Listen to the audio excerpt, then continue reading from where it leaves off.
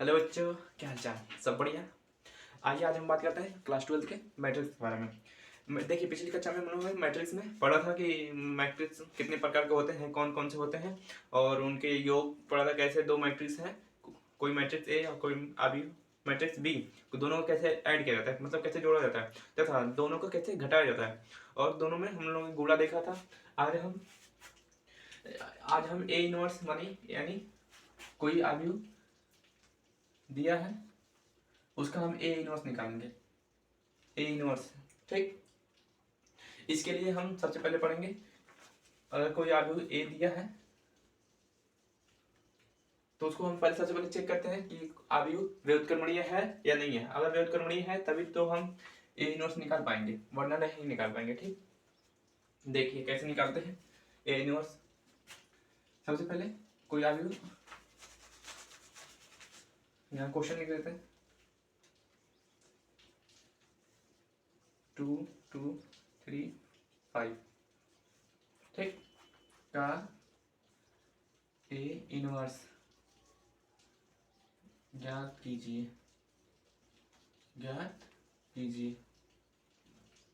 चलिए सॉल्यूशन।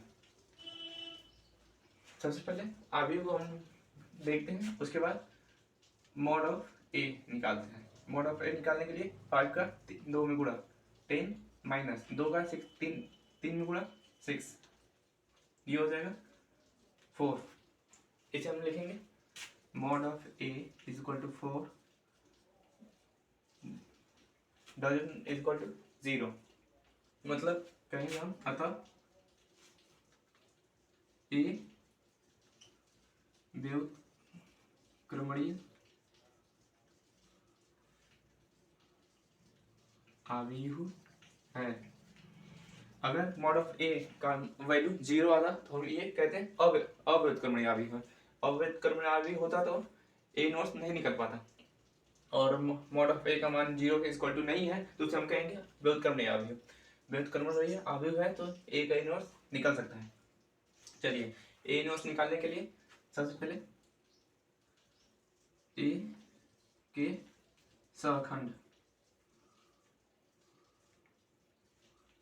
निकालते हैं। देखिए, इसको हम कहते हैं A11, इसको कहते हैं हम A12, इसे कहते हैं A21, और इसे कहते हैं 22, ठीक। सबसे पहले निकालते हैं A11। A11 का मतलब होता है अवयव का पहली पंक्ति और पहला स्तंभ। पहला पंक्ति और पहला स्तंभ। देखिए, पहली पंक्ति और पहला स्तंभ छोड़ेंगे, क्या मिलेगा? 5 5। फिर होता है A2, A12 मतलब पहली पंक्ति दूसरा स्तंभ, पहली पंक्ति दूसरा स्तंभ, क्या बचा? 2। अब ये माइनस चिन्ह कैसे आता है? देखिए, माइनस चिन्ह लगाने के लिए हम लोग करते हैं पूरे फॉर्मूला। होता है जैसे A11 है तो ये होता है A का पावर, ये है पंक्ति और ये स्तंभ, दोनों का योग, ये क्या हो जाएगा? 1 हो जाएगा। वैसे ही A12 का पंक्ति और स्तंभ का योग करके 3 आएगा -1। देखिए, हमने वैसे ही माइनस लगा दिया, ठीक। वैसे ही 1 2 1 के लिए होता है 2 1 -1 का पावर दोनों का ऐड करके 3, ये आएगा -1।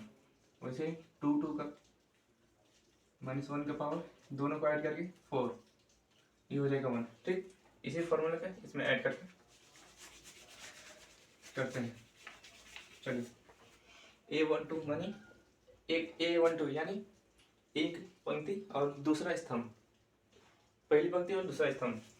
फिर चलते हैं A21 तो सबसे पहले याद है माइनस लगाते हैं, फिर 21 देखते हैं इसमें दूसरी पंक्ति और पहला स्तंभ, दूसरी पंक्ति और पहला स्तंभ, दूसरी पंक्ति और पहला स्तंभ, क्या बचा? 3। चलिए, A22 यानी दूसरी पंक्ति और दूसरा स्तंभ, दूसरी पंक्ति और दूसरा स्तंभ, क्या बचा? 2, ठीक। सहखंड लिखते हैं ए के सहखंड अवयव B इक्वल टू या एक्स कुछ भी लिख सकते हैं। एक्स इज इक्वल टू क्या होगा, A11 यानी 5, A12 -2, A21 -3, A22 2। ठीक, ये होता है परिवर्त। इसके बाद हम लोग निकालते हैं ए, चलिए इसके बाद हम निकालते हैं ए एडजॉइंट अवयव।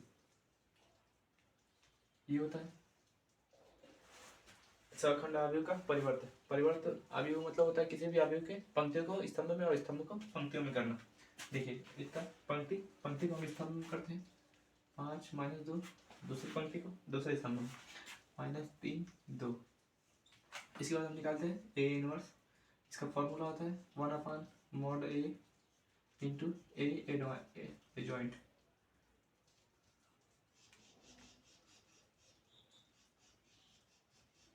ठीक, 1/mod ऑफ A